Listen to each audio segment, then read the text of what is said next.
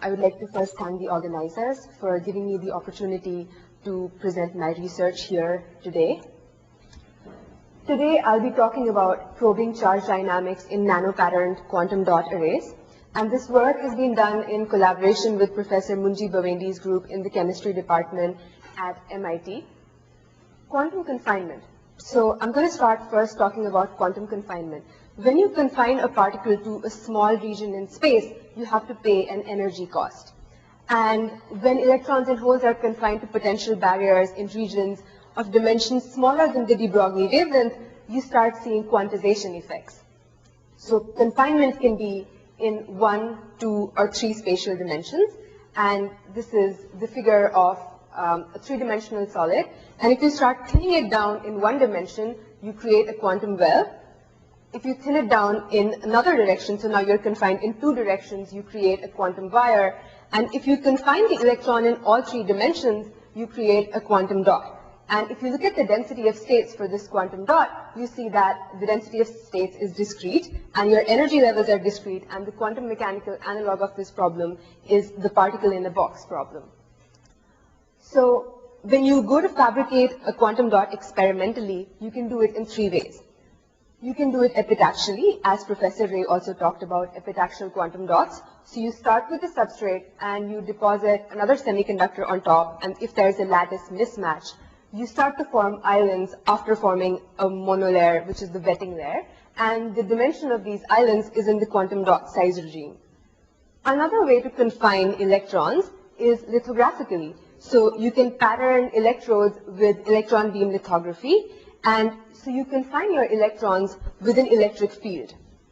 The third and final way of making quantum dots is colloidal quantum dots, and this is going to be the focus of my talk today. Colloidal quantum dots have a colloidal synthesis, so they're made in solution by controlled nucleation and growth of the particles. So you have a beaker and you add the chemical precursors containing the metal and the anion sources, and the reaction occurs. So the advantage of colloidal quantum dots is that they're very easy to scale up, and they can be produced in bulk, and they can be produced under non-extreme conditions. So looking at just a single colloidal quantum dot. So a single colloidal quantum dot consists of a semiconducting core, and the size of the core ranges from 1 to 20 nanometers, and it's surrounded out to a radius by these black zigzag lines, which are the ligands. Now the ligands act to passivate the surface, and they also act as a tunnel barrier for the electrons, and they insulate the electrons from the surroundings. So now if you look at the energy versus the density of states for a single colloidal quantum dot, because of strong quantum confinement, the continuum of states now gets reduced to a set of discrete energy levels, and these discrete energy levels in the valence and conduction band resemble the atomic sp and d orbitals of an atom. So hence the name artificial atoms. Now we want to build with these artificial atoms. So just like a classical solid is made of atoms, we can imagine making an artificial solid made of these artificial atoms or quantum dots. So the analogy is very helpful, especially when you want to think about the electrical properties. Just like the properties of a classical solid are determined by the energy levels of the atoms that make the solid and how the atoms stack up in the solid, you can imagine the same would hold true for an artificial solid. But the advantage of having an artificial solid made of quantum dots is that the properties are now tunable. So this is a cartoon of the artificial solid that we hope to make with our quantum dots. And by changing the size of the quantum dot, we can tune the on-site electronic energy. And by changing the ligand, we can bring the dots closer together or move them further apart, thereby changing the coupling between the sites. So we now have a tunable solid. I show this figure from Mark Reed's paper, which was published in Scientific American in 1993. So this Mark Reed was also the person who coined the term quantum dot. So this image basically shows particles of cadmium selenide. These are crystallites of cadmium selenide. Cadmium selenide is a wide bandgap semiconductor. And what I'm trying to show in this image is that if you look at the particles on the left side, they're bigger. So the size of the crystallites is larger. And the particles towards the right of the screen, the ones which appear yellow, the crystallites are smaller. So the point here is that the larger crystallites can absorb lower energy photons, and they appear reddish. And the smaller crystallites can only absorb higher energy quanta, and they appear yellow. So you can change the size of you can change the color that the material appears by changing the size of the crystals. So obviously there are going to be a lot of applications for these materials, and the applications would depend on the type of method that you use to manufacture these dots. For quantum computing related applications and logic circuit related applications, epitaxial quantum dots are more useful. Colloidal quantum dots find a lot of application in solar cells, especially because of the tunability of the dots and the tunability of the band gaps. You can imagine making more efficient solar cells, which would allow you to utilize a larger portion of the solar spectrum. Because they emit different colors depending on the size of the quantum dots, you can make LEDs with them. You can also make tunable lasers. Another direction that a lot of chemists have started working towards these days is to use these colloidal quantum dots to make designer solids. And I show this image from Professor Chris Murray's group in University of Pennsylvania, where he's made these beautiful designer solids with these quantum dots. Especially from a physicist's point of view, these designer solids are very interesting to us because you can use these as test beds to study strongly correlated electronic behavior. And there have been predictions of the existence of charge density waves in these materials. So whether you want to make solar cells or you want to use these materials as test beds for studying some strongly correlated electronic behavior, understanding charge transport in these materials is very important. So how do we go about understanding charge transport? This is a cartoon of the quantum dot solid that I showed before. The simplest way to study transport in this material would be you put an electrode on one end, apply a voltage to that side. You add another electrode to the other end, and you just measure the current that flows out through the material. But this conventional measurement of current is limited. And what limits us is basically, first, the contact effects. As the size of the system becomes smaller, contact effects become important, and they can interfere with our measurements. And also when we measure current, what we're measuring is some average hopping rate. And you'll always be dominated by the fastest hopping events. But what will limit any device efficiency would be the slowest hops. And a measurement of current gives us no insight into what's happening with the slower hops. So the experiment that we propose is to actually use a charge sensor to study transport in these materials. And our ultimate aim is to track the motion of a single electron as it moves in this material. So the outline of my talk today is as follows. I will firstly start by describing the sensor that we use. We are using a narrow channel MOSFET as a charge sensor. I will describe our results to study transport in highly resistive materials using these sensors as proof of concept. I will talk about the limitations of having just a single charge sensor. For the second part of my talk, I will talk about a new technique that we have developed to nanopattern these quantum dot arrays, and we hope that the nanopatterning will help us to probe nanoscale charge dynamics in a better way. And finally, I will conclude with an outlook of our research to use these nanoscale sensors to study transport in these colloidal quantum dot arrays. So we're using a narrow channel MOSFET as a charge sensor, and I will slowly start building this MOSFET. We fabricate these MOSFETs from scratch in our lab. So we start with the simple P-type silicon substrate. We send it for ion implantation and get these source and drain ion implanted. We grow an oxide, silicon oxide, as a dielectric layer, and then we add a top gate. And when we apply a voltage to the top gate, you create an inversion region, which is over here, and this inversion region serves as our channel. So you can have a wide gate for the MOSFET, giving you a wide channel MOSFET, and a narrow gate for the MOSFET, which gives you a narrow channel MOSFET. So the MOSFET that we use is 70 nanometers at the narrowest point. The advantage of having a narrow channel MOSFET becomes clear if we look at the conductance and gate voltage characteristics of our device. So for a wide gate MOSFET or a wide channel MOSFET, the conductance, which is shown in dark blue here, as a function of the gate voltage, is completely featureless. But if you look at the same curve for the narrow channel MOSFET, you start seeing these Coulomb oscillations. And what we have done is by making the gate of the MOSFET narrow, we've increased our sensitivity to the local electrostatic environment. And so you now have a higher sensitivity with the nanoscale gate. So now we want to use this MOSFET to study transport in this resistive material. So we start with amorphous germanium, which is an amorphous semiconductor, and we pattern amorphous germanium in front of this sensor, and here's a scanning electron microscopy image. So this is our MOSFET gate, and it tapers down to a width of 70 nanometers. And here's a strip of amorphous germanium that we've patterned 100 nanometers from this sensor. So if you look at a cross-section along this black dotted line, this is what it looks like. So the gate is capacitively coupled to the inversion region, and so is the amorphous germanium strip. And our measurement relies on this capacitive coupling. So how do we probe transport in this material with the MOSFET? Our experiment consists of applying a voltage pulse to one of these electrodes. So the amorphous germanium strip, shown in green here, is connected to the gold electrode. And we start pulsing the gold electrode, and as we apply a voltage pulse, charge diffuses through the amorphous silicon strip, and we see that motion.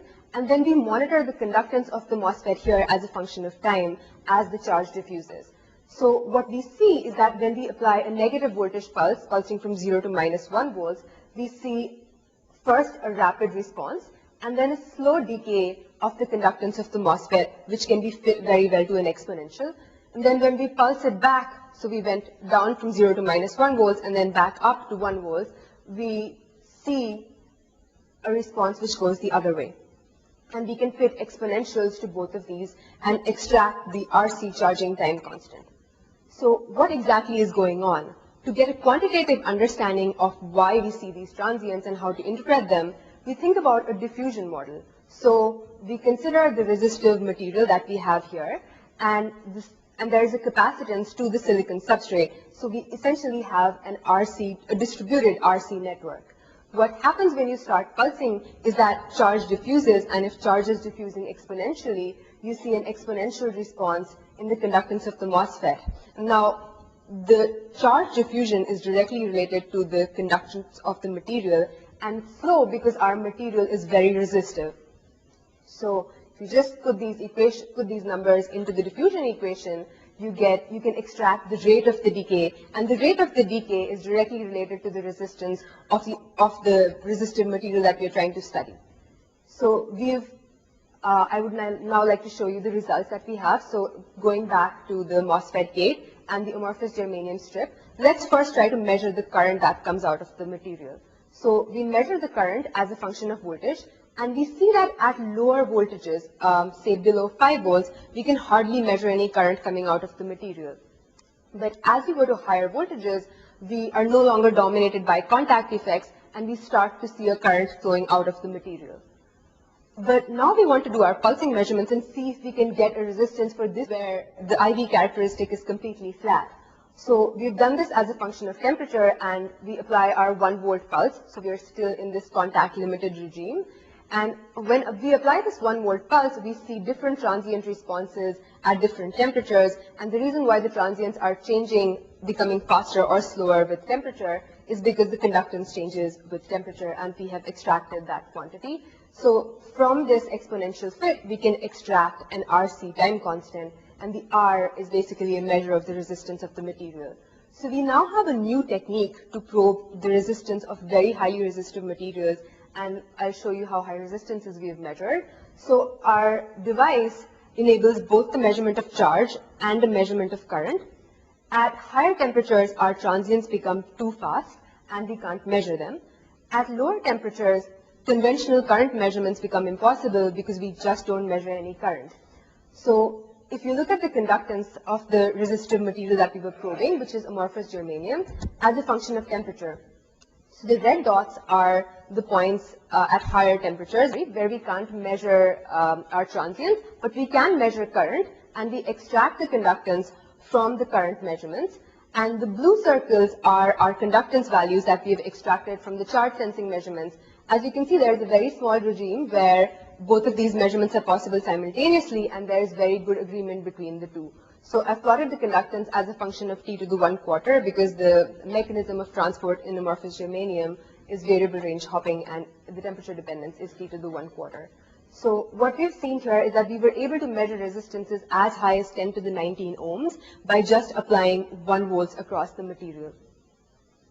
While there are many advantages of our MOSFET, there are two more that I would like to highlight. So for some of the materials, the resistive materials that we were studying, we saw telegraph noise coming from the material.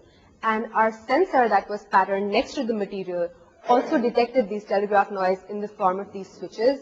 And by doing a correlation analysis, we showed that this switching was perfectly correlated, so our MOSFET can detect switching noise in a nearby material.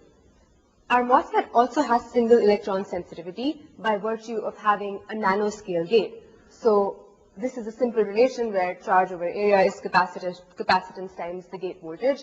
And by having an area of just 100 nanometers squared, if we want to see how much the change in voltage would be when one electron passes through the material, we get that the change would be of the order of 50 millivolts, which is a very measurable change when we are talking about measuring voltage differences.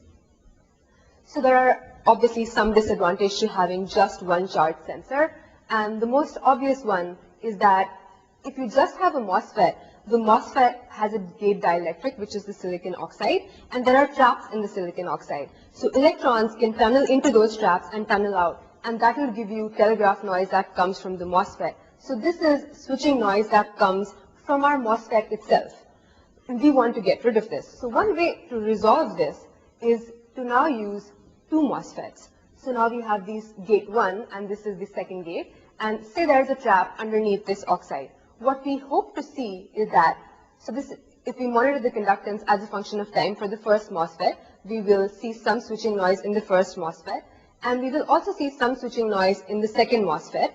And if we see a switch in both the MOSFETs that happens at exactly the same time, and is of the exact same duration in both of the MOSFETs, we can say that this is coming from something that's not intrinsic to any of the sensors.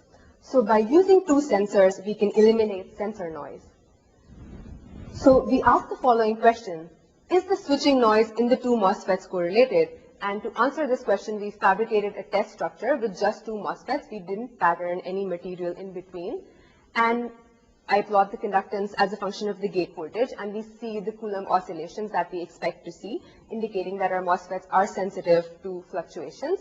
And now we just monitor the conductance of the MOSFET as a function of time. We've done this for smaller time scales, and we've done this for larger time scales, and here I show you a 25-second snippet.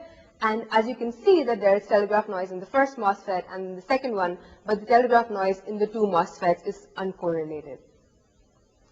So I will now go back and modify our experiment. Instead of having one charge sensor, we now use two charge sensors, and we have a nanoscale material in between, and what we want to do is we hope that we can track the motion of this black electron as it moves from dot to dot in this quantum dot array. And the next challenge which we face with this experiment is that how to integrate a nanoscale pattern into this device structure. So I now go back to the colloidal quantum dots that I described in the beginning. Here I show you cadmium sulfide, zinc sulfide, and lead sulfide quantum dots. They've been fabricated in these vials, and they're different colors because the band gaps are different. And these figures here are the transmission electron microscopy, or TEM, images of these dots, and this is a single monolayer. So when people want to assemble these dots from solution onto a substrate, the common method that is used is called drop casting. In drop casting, you take a needle, you pull out some solution from one of these vials, and you put a drop on the substrate. And as the solvent evaporates, the dots start packing closer and closer together until all the solvent evaporates and you get a continuous film here. The problem with these films is that here I show you a scanning electron microscopy image of a film over a large length scale. So there's cracking that's visible in these films. So if you're studying transport in such a cracked films, obviously you will not know if you're dominated just by the grain boundary scattering or some other thing that is clearly not visible in this figure. So what we really need is we need nanoscale precision in placing our pattern. We need to be able to pattern them so that there are no cracks. We need electrically conducting films. We would like them to be ordered. And we would also like to have flexibility, to choose a substrate on which we can deposit these nanocrystals. To this end, we have developed a novel approach to nano-patterning these quantum dots. I show here a cartoon of how the technique works. So you start with a substrate, say your substrate is silicon oxide, and then you spin an electron beam or a photoresist, say PMMA, on this substrate. And then with electron beam lithography, we create trenches in this resist. After we create trenches in the resist, we drop cast on this surface, and after we've drop casted, the dots fall into the trenches, and we do a standard lift-off procedure, and we are left with just the pattern. So now electron beam lithography gives us nanoscale control over placement. So this is the transistor gate that I have been showing, and this is a patterned strip of lead sulfide quantum dots that we were able to make. Here I show you some of the other patterns that we have tried out. These were made with cadmium selenide quantum dots. As you can see from the SEM image, the length scale is a micron. We have really nice ordered films. There are no visible cracks. And cadmium selenide quantum dots, since their band gap lies in the optical region, they fluoresce, and the fluorescence looks really nice. And these are two different size quantum dots, which shows that we can get different colors. If you look at the atomic force microscopy, which gives you the height profile of the films that we've formed, you see that they're very nicely structured, and there is no measurable surface roughness to the films that we've formed. So now that we have these nice patterned films, we want to see how the electrical properties of these films differ from the cracked films. So I'm going to call these the macroscopic films, and this is an SEM image of the macroscopic films that we were studying. And then we made a triangular pattern with the patterned films, and let's call these the patterned films. And now I look at the conductance scaled by the thickness times width over length. So if you look at the red points that are for the patterned films and the blue points that are for the macroscopic films, you can see that there is a different slope. And the difference in slope is because the conductivity is now different. So we get 0.16 microsiemens per centimeter for the macroscopic films, and we get an improved value of 30 microsiemens per centimeter for the patterned films. So we have an improvement in conductivity by 180. And that's probably because we've eliminated voids, and we also have improved order in our films. So now we go back and we integrate this in between these two sensors. And if you look at a cross-section, this is what it now looks like. So you have these two narrow channel MOSFETs, and you have this quantum dot film, and it's capacitively coupled to both the inversion regions. So the charge sensors now need to be as close as possible to each other, because the method of sensing is electrostatic.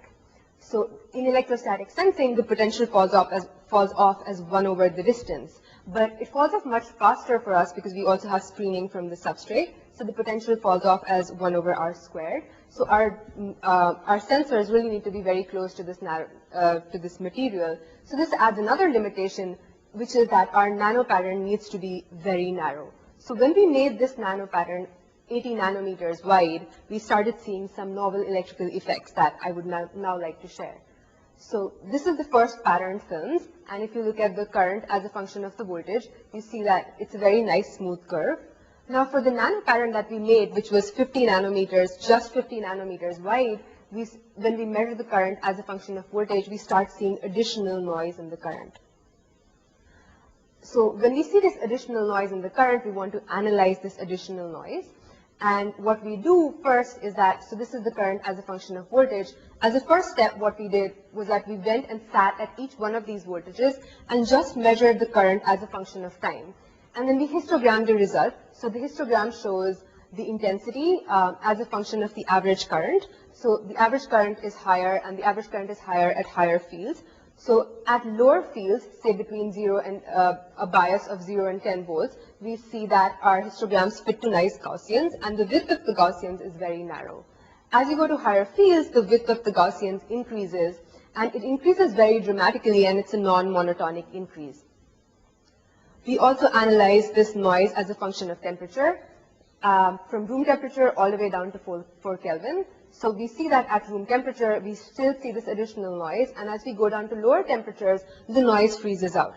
So there's a very strong temperature dependence of the noise, but there's a weak temperature dependence of the average current. If you look at the frequency dependence of this excess noise that we see, it fits a 1 over f to the alpha power spectrum with alpha approximately of the order of 1.3. And we're still working to understand this noise more. So possible explanations are as follows. In a solid, in a classical solid, your electrons are delocalized. But in a quantum dot solid, your electrons, because of quantum confinement, are really localized to each of these dots being shown in the light green. So what you have when you make the pattern more and more narrow is an effectively one-dimensional channel of these quantum dots, and you can have hopping in this effectively one-dimensional array of dots. As you increase the field, as you go to higher and higher fields, certain paths become forbidden because any motion perpendicular to the direction of a strong electric field will be forbidden. The temperature dependence also suggests that some electron-phonon interaction might also be relevant.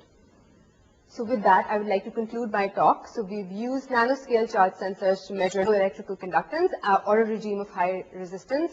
Our technique is independent of contact effects, and it's sensitive to single electron hopping. We have used two sensors and used that to eliminate the sensor noise. We have introduced a new technique to pattern these quantum dots, and that has led to improved conductivity and improved order in these dots. And we start seeing novel electrical effects in these nanoscopic or nanopatterned films, including an increase in the conductivity and the current noise in the IV characteristics. So with that, I would like to thank my advisor, Professor Mark Kastner, for his unending support and encouragement. I would like to thank my group members, Tamar and Kenny, who were co-workers in this project. From the Munji Bawendi group in the chemistry department, I would like to thank Darcy, who fabricated all of the colloidal quantum dots for us. I would like to thank people from the scanning electron beam lithography and the microtechnology laboratory at MIT for help with device fabrication. Our funding was by US Army Research Office and the Department of Energy. I would like to thank the Fulbright and Institute of International Education and the US Department of State for an International Fulbright Science and Technology Award. I would also like to thank the Schlumberger Foundation for a Faculty for Future Fellowship in 2012. I offer my obeisance to the Supreme Father for his continued grace and guidance, and I would like to thank you all for your attention.